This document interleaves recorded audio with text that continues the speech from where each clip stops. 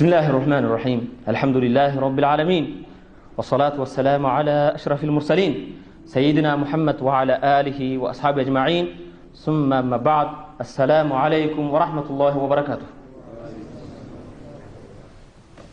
Урматтуу мусулман бир туугандар, урматтуу Аллах жолунда сүйүктүү болгон менин бир туугандарым. Аллах табарaka ва таала тагдырыбызга ушундай күндөрдү жаратканга Аллах таалага чексиз мактоолор. Аллах тааланын элчиси бизди dinsizlik, imansızlık karanlığından iman nuruna, İslam nuruna çıkargan, İslam'a başlagan Peygamber'e dua salamlar olsun. Hurmatlı bir tuğanlar, Musulmandın işenimi, Musulmandın bul yaşoodun maksat emne. Je bolmosam insandın yaşoodun maksat emne. Musulman balası, Musulman perzenti, anın özgöçölüğü başka insanlardan kanday. İslam din tutup, Kudayga iman keltirgen, Kudaydın жалгыздыгына işengen, Kudaydın көрсөткөн жолу менен жашаган insandın özgöçölüğü al adam, Kudaydan korkuçu, Kudaydın dinin bekem karmagan adam, uşul azır men sizlerge bere turgan 3 суроого жооп бере алат. Kudayga işengen, imandуу, Kudaydı tanıgan insan uşul 3 суроого жооп бере алат. Ал 3 суроо ар bir insan özü jeke kalgan kezde, je bolbosam başına bir tüyüşük kelgen kezde, oylanıp oturgan kezde her bir insandın başına uşul 3 suroo kelet. Al suroolordun birincisi min eyne ci'na, biz kaydan keldik? Kaydan keldik? Kaydan jaraldık? Ekinci suroo ve limaza ci'na, eğer kaydan kelgenimizi bilsek emne üçün keldik?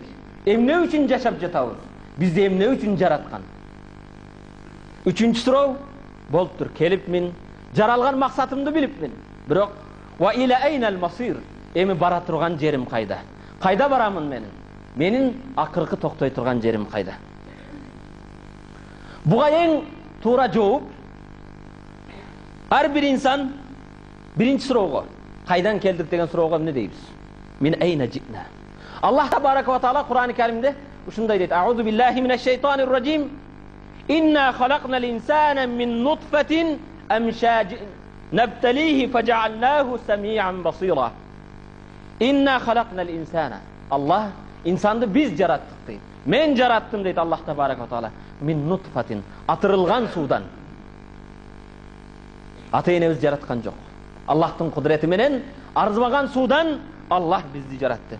Fecealnahu semi'an basira. Jönököy jaratıp koyboston uğuçu, jana körүүчү, ушундай эң айванаттан башка жаратылыштан сыйлап берген бизге Аллах табарaka ва таала акылды берди. Экинчи суроого жооп бербестен мурда үчүнчү суроого өтөбүз. Үчүнчү суроо эмнеле? Бара турган жерибиз кайда? Ас-салис ахир, үчүнчү сурообузга жооп Аллах табарaka ва таала Кур'ан-ы Kerim'de "Summa ila rabbikum marji'ukum feyunabbiukum bima kuntum ta'malun" deydi. Ayatın manisi summa bul yaşoodon keyin 60 yıldan keyin, 50 yıldan keyin, 20 yıldan keyin, 40 yıldan keyin ila rabbikum marji'ukum, sizlerdi jaratkan bul dünyaga keltirgen Kudayga kaytıp barasыңар. Feyunabbiukum, Allah'a kelgenden keyin Allah sizlerge eskertet, haber beret. Ey pendem, bima kuntum ta'malun, kılgan işingdi. Senin kündölüğündü koluna karmatat. Bendem sen mına jasagan işlerin. Uşunday jasadың. Men bu maksatda jaratkan emes edim. Biroq inşallah sizlerdi жақсы оң жағыңыздардан бейишке кире турган паракчаларыңызды берет. Sizler Allah sүйгөн, Allah özünün үйүнө келтирген Аллахтын коногу. Allah табарaka ва таала өзүнүн пайгамбары конокту сыйла дегендей, эми Allah табарaka ва тааланын коногу Кудайдын үйүндө сиздерди Allah өзү сыйлаган болсун. Кыямат күнүндө ар бирибиздин китебибизди оң таманы, оң жагыбыздан берип, бейишке эсептиз кирүүчү бенделердин катарынан болушун насип этсин. Amma el-cevabı sahih li su'al es-sani. Alemi ikinci suroobuz kандай эле? Emne üçün keldik? Eğer Allah bizi jaratkan bolsa, kaytap bara turgan jerimiz Allah bolgon bolsa, negizgi бүгүнкү күндө biz ушул сиздер менен бирге карап чыга турган темабыз экинчи суроодун жообунун айланасында. Бул суроо эмне эле? Эмне үчүн келдик бул дүйнөгө? Эмне үчүн жаралдык? Allah bizди эмне үчүн жаратты? Фахуа, ушул биздин тема. Мусулман Kuday Taala'ga işengen, imandуу insan, dinin bekem karmagan, al insan gana бул экинчи суроого так жооп бере алат. Бул экзаменден жакшы өтө алат. Сиздерге окшогон жүздөрдөн иман нуру жаркырап, балки бүгүнкү күндө келечекте биздин ушул жума хутбасын телеэкрандын жанында көрүп жаткан имандуу кулак салып, ушунан бир пайдалат экенминби? Аллах эмне үчүн мени жараттыр? Жаралыш максатымды билейин деген инсандарга бардыгы буга келечекте ушул жоопко жакшы жооп бере алат суроого. Бул биздин максатыбыз. Аллах табарак ва таала Кур'ан-ы Каримде бу экинчи суроого "Ва ма халактул джинна вал инса илля лиябудун" дейт. Аяттын мааниси инсан менен жинди мен жаратуудан максат илля лиябудун. Мага кулчулук кылсын, ибадат кылсын дейт. Ибадат деген нерсе 5 вакыт намаз, орозо, зекет, хаж, Кудайга иман келтирүү эле болуп токтоп калбастан, ибадат деген нерсе Аллах Таала разы болгон, Кудай Таала кубана турган бардык иштер ибадатка кирет. Албетте намаздан, зекеттен, орозодон кийин. Кудайдын разы боло турган иштерин жасасак, булар бардыгы не экен? Ибадат деп аталат. Кээ бир инсандар биз айлана чөйрөбүзгө терең көңүл буралы, урматтуу мусулман агайындар. Биз 82% мусулман перзентибиз. Мен мусулманмын деп сыймыктанабыз. Бирок ошо мусулман бир туугандарга бир көз жүгүртөр турган болсок, аларды көрөбүз. Алар бул жашоодон максаттары бир гана кандай максат? Жеш, ичиш жана өзүнүн кумарын кандыруу. Алардын түшүнүгү айвандын түшүнүгүнөн эч айырмасы жок. Айванда жейт, ичет жана өзүнүн кумарын талабына жооп берет. Биздин көптөгөн Кудайды жакшы тааныбаган бир туугандарыбыз, мусулмандар жанагы айвандын максатынан башка максаты жок жашап жатат. Айвандын максаты эмне? Жеш, ичиш жана өзүнүн шахват, нафсин тойдуруу, кумарын кандыруу. Көп инсандарда жашоодон максат ошондой. Аллах табарак ва таала имансыз инсандардын жашоону Кур'ан-ы Каримде ушундай дейт. Аузу биллахи минаш шайтанир раджим. Валлазина кафару ятаматтауна ва яакулуна кама таакулул ан'ам ван нару масвал лахум. Садакаллахул азим. Валлазина кафару Кудайдын жалгыздыгына ишенбегендер. Кудайдын динине ишенбегендер. Пайгамбар саллаллаху алейхи ва салламдын алып келген динин кабыл кылбагандар, кафырлар, имансыздар ятаматтауна бул дүйнөдөн жыргайт, пайдаланат. Ва яакулун алар жешет жана ичишет кама таакулун ан'ам айвандар жегендей, айвандар ичкендей. Ван нару масвал лахум алардын бара турган жери дозок дейт. Аллах баарыбызды сактасын дозоктон. Ошондой инсандарды да Аллах өзү жакшы түшүнүк берип, динине жолдосун. Айвандай жашабасын. Айванды үйүңүзгө байлап кой болсун, уй болсун, канча жем берсеңиз жейт. Анын максаты жеш, бирок аны семиртип, эртең курбан айтта курбандык кылам, соем деп даярдаганыңызды билбейт. Аны күтүп турган бычакты сезбейт. Анын максаты жеш. Урматтуу инсандар, урматтуу бир туугандар жердештер. Жашаштан максат бир гана жеш, ичиш болбосун. Жаратканды тааныйлы. Ал инсандар имансыз, Кудайдын бирдигине ишенбегендер. Жашоодон максатын эмне экенин билбегендер, алардын түшүндүгү ушундай. Ал-архаму тадфа вал арду табла. Бизди энелердин жатыны дүйнөгө келтирет, жер кайра бизди өз кучагына алат деп түшүнөт. Төрөлөбүз, кайра бир күн жерге көмүлөбүз деп түшүнөт. Bundan başkalarının düşünügü yok. Alar kede siz imanға, İslamға, Kuday yoluna çakırgan kezinizde alar kanday yaşagandı bilet. Sizden de jakşı bilet. Sizdi kırışası ketken deşet. Alar kanday yaşagandı bilet, birok emne üçün yaşagandı bilbeyt. Allah Tebarek ve Teala benim bir tuğan bardıq jerdeşlerimdi emne üçün yaşagandığın bilip, maksatın bilip yaşaştı Allah'ım özün nasip etkin. Özün yolundu, ak yolunda ak körsetkin. Ak yolda yürüdü nasip etkin. Özün tuğra emes yolda tuğra emes körsetkin. Tuğra emes yollardan alыс boludu özün nasip etkin. Senden başka hayırlarımız yok ya Rabbel Alamin. Ey alandı yaratkan. Biz hazır uşul suraudu surayla.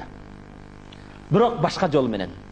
Her birimiz oturgan urmattуу bir tuğandar. Sizler elemez. Kөгілтір ekranın aylanasında bizdi көрген bir tuğandar. Her birin özün surau ver. Men kaydan keldim?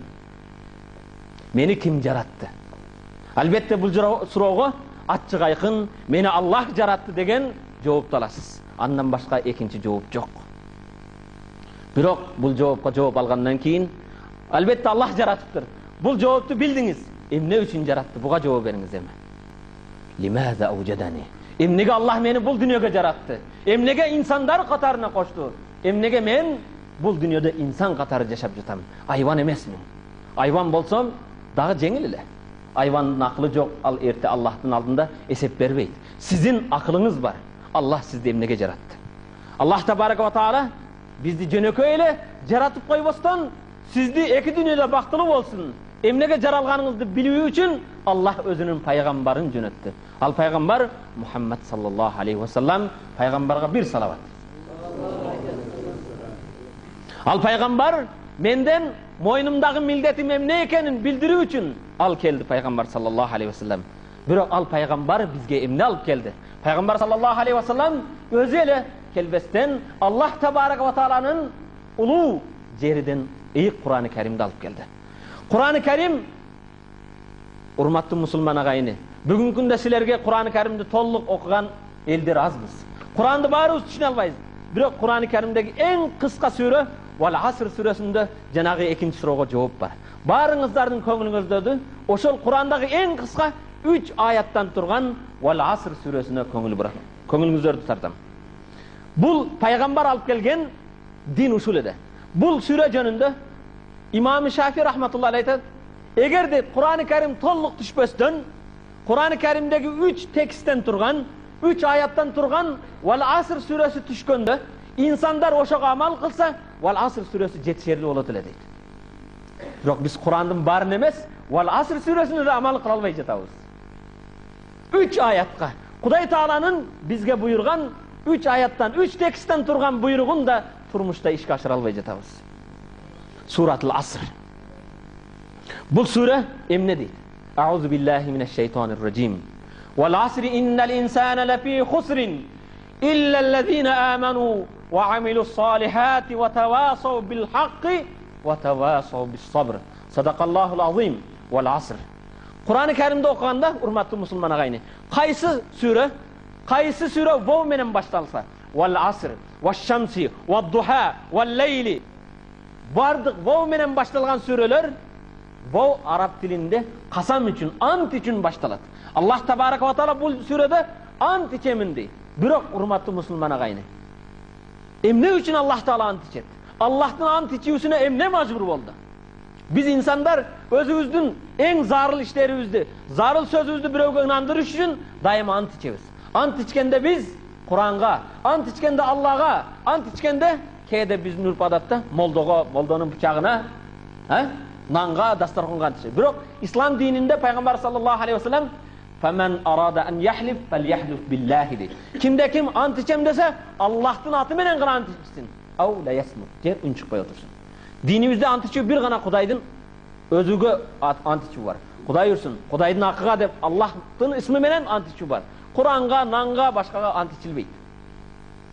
Bирок bizim tema bul emes. Bирок Allah tabaraka wa taala emne üçün ant içet? Biz insanlar sözümüzdü başkalarga işendiriş üçün, bir en jakşı kuvanычтуу habar üçün, je birөөdü kapakla turgan habarlardı biröөгө anıktap taktaş üçün ant içебиz. Bирок Allah tabaraka wa taala emne üçün ant içet? Bizdi jaratkan, alamdı jaratkan Allah tabaraka wa taala'nın ant içүүгө majbur kılgan emne? Allah tabaraka wa taala "Wal asr" deydi. Ant içemin wagtga. Asr, Kur'an'da tafsir kılgan ulamalar asr degeni deydi. Bul asr namazı deydi. Asr namazı emne üçün Allah taala ant içti dese, asr namazda insandın günümdük ibadatlarının perişteler almaşıp Allah tabaraka kötörülgөн wagtı deydi. Bирок asr degen nerse Arap dilinde kotorgonda wagtda aytılат. Al kılımda aytılат. Je bolbosam bir aydı, je bir cumanı, kıskası asr. Allah taala bul ayatta vakıtga ant içemin deydi. Vakıtga emne üçün ant içet? Sebep bizdin ömrümüz bul vakıt. Bizdin jaşoodogı en kımbat nersemiz Arapça ra'simal dep koydu. Ra'simal siz aborot kıla turgan en kımbat nerseniz bul vakıt. Vakıttan kımbat nerse jok. Bardık jogolgon nerseni, akçаңызды, байлыгыңызды jogotsoңuz da kayra tabasız. Bıyıl mömöңүz bolbosa emki yıl bolot. Bıyıl жерге иштесеңиz, жакшы түшүм албасаңыз эмки жыл табасыз. Бирок бүгүнкү кеткен күндү эч ким кайра бере албайт. Ошондуктан Хасан Басри рахматуллахи Хасан Басри деген ислам алымы ушундай дейт. Күнүгө күн чыккан кезде күн тараптан Аллах тарабынан бир кайрылуу болот дейт. Я ибн Адам, эй адам баласы, ана халкун жадид. Мен жаңы бир сенин жашооңдон болгон жаңы бир күнбүн. Ва ала амалука шахид. Сенин жашаган иштериңе мен күбөмүн. Фагтаним минни. Менден пайдаланып кал. Фала ауду ила яумил кыяма. Кыяматка чейин кайра келбейм дейт. Мына жума күнү бүгүн өттү, кайра келбейт. Муну кайра табыш мүмкүн эмес. Ошондуктан инсандын дүйнөдөгү эң баалуу оборот кыла турган байлыгы эмне экен? Убакыт. Аллах табарак ва таала ошондуктан бизди инсандарды убакыттан жакшы пайдалану үчүн вал аср, убакытка ант ичем дейт. Башка сүрөлөрдү карасаңыздар бардыгы убакытка байланыштуу. Аллах анткен. Вал лайли иза яхша. Аяттын мааниси кеченин кирип келе жаткан кезине ант ичемин дейт. Ваддуха. Ваддуха деген күндүн көтөрүлүп келе жаткан кезине ант ичем. Вал фажр. Эртеңги таң атып келген, эртеңги таңкы намазынын убактына ант ичем. Бардык сүрөлөр убакытка ант ичет. Эмне үчүн? Убакыттан жакшы пайдалан. Вал аср. Иннал инсана лафи хуср. Убакытка ант ичем. Аллах таала ант ичип атат. Ант ичемин инсан лафи хусрин. Өзүгө өзү зыян кылууда банкрот болот, уткузат. Өмүрүдөгү, жана айтпадымбы? Жашоо, өмүр, убакыт сиздин эң чоң баалуу байлыгыңыз экен, Байлыгыңызды уткузуу банкрот болду дейсиз.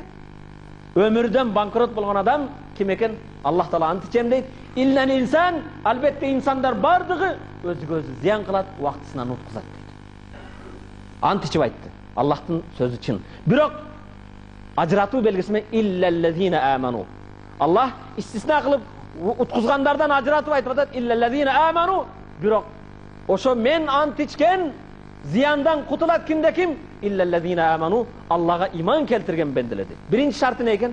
Имандуу болуу. Кудайдын жалгыздыгына, пайгамбар саллаллаху алейхи ва салламдын акыркы пайгамбар экендигине ишенүү, унануу, бир эле ишенип койбостон биринчи шарты не экен? Аллах таала ант ичкен зыяндан кутулуу үчүн имандуу болуу. Аллах табарак ва таала биздин бардык элдерибизге, жаштарыбызга, келечек муундарыбызга Аллах иман берсин. Аллах ант ичкен зыяндан кутулсундар. Экинчи шарты. Экинчи зыяндан кутула турган шартыбыз Вал аср сүрөсүнө айлана баштабыз. Иллаллазина аману ва амилус салихат.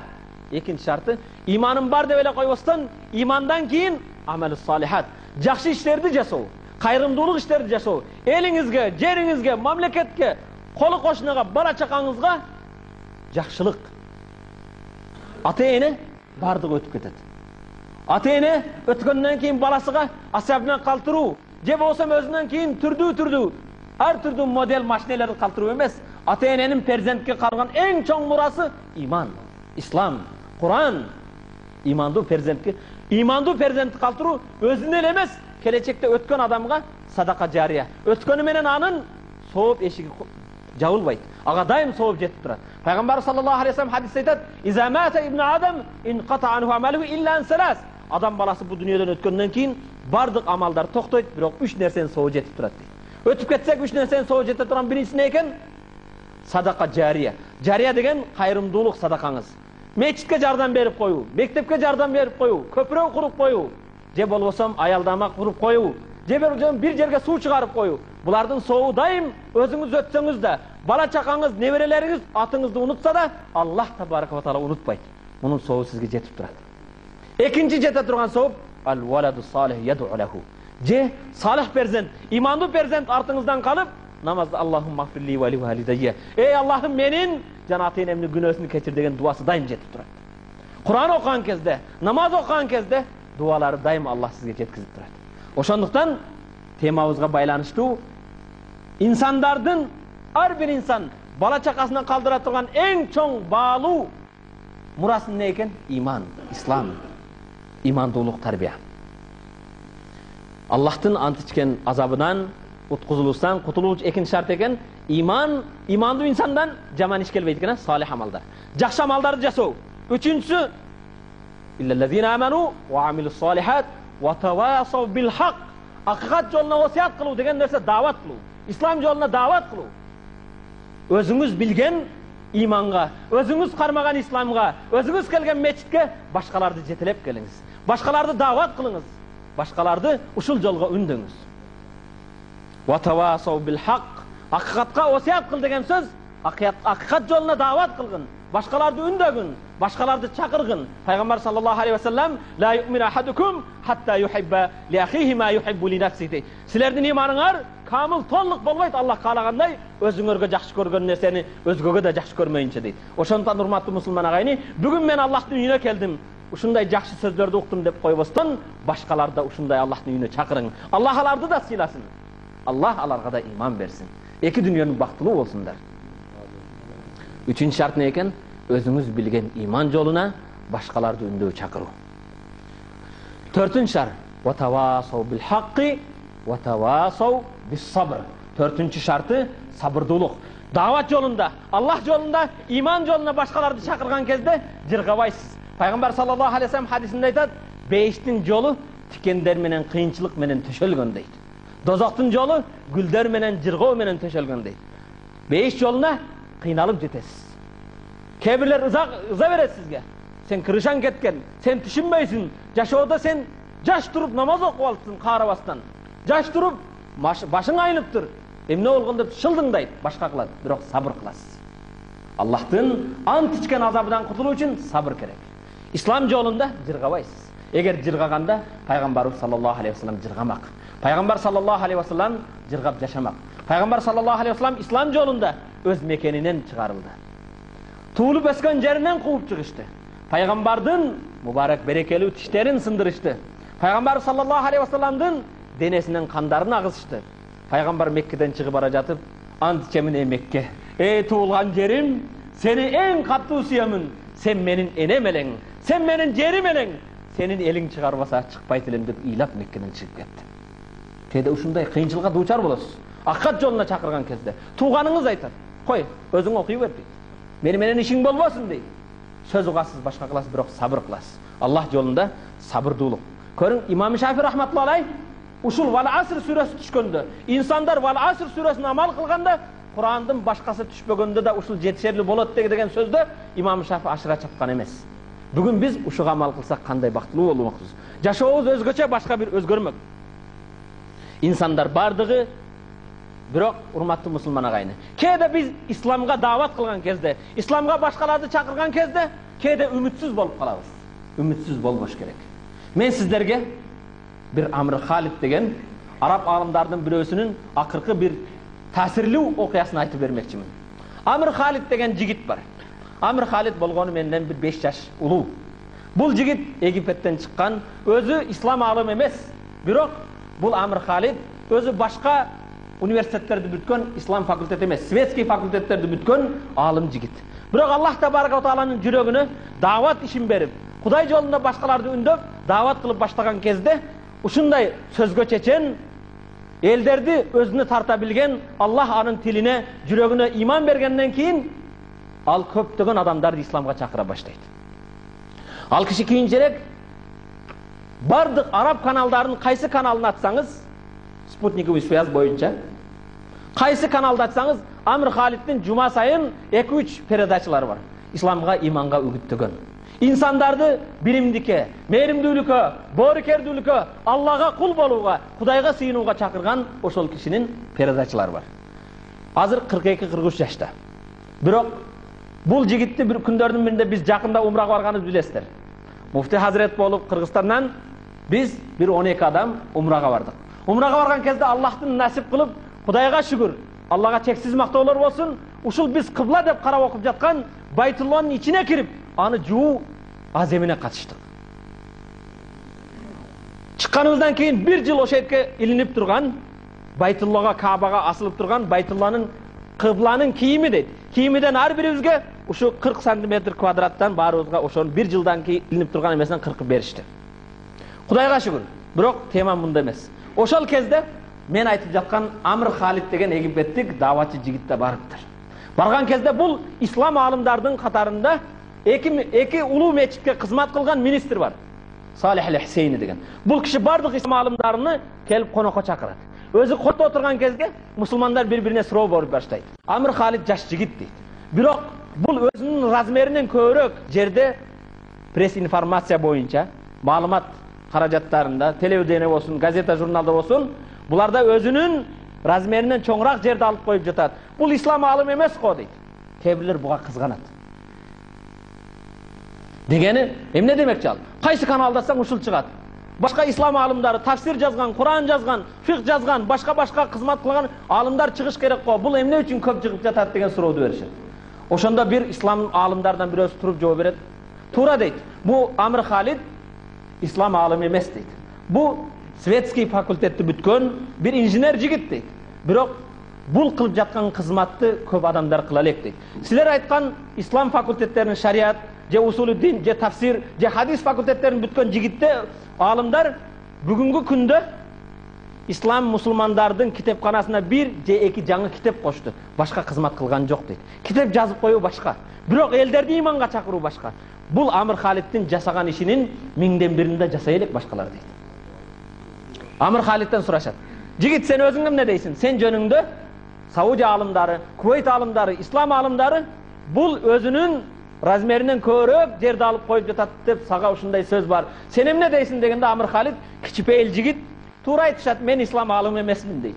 Бирок дейт, мен мусулмандардын пайгамбарыбыз саллаллаху алейхи вассаламдын, Мухаммад алейхиссаламдын үммөттөрү, ал кыргыз болсун, казак болсун, араб болсун, жашоолоруна мындай карасам дейт. Алардын кыйналып жатканын, алардын биримдиги жоктугун караганда, менин ой пикириме жаңы бир буларды кандай ошол кыйынчылыктан куткарып кала турган бир пикирлер келет, ошону гана элге чыгып айтамын дейт. Бирок андай эмес. Чындыгына келгенде бул өтө жетишкен алым.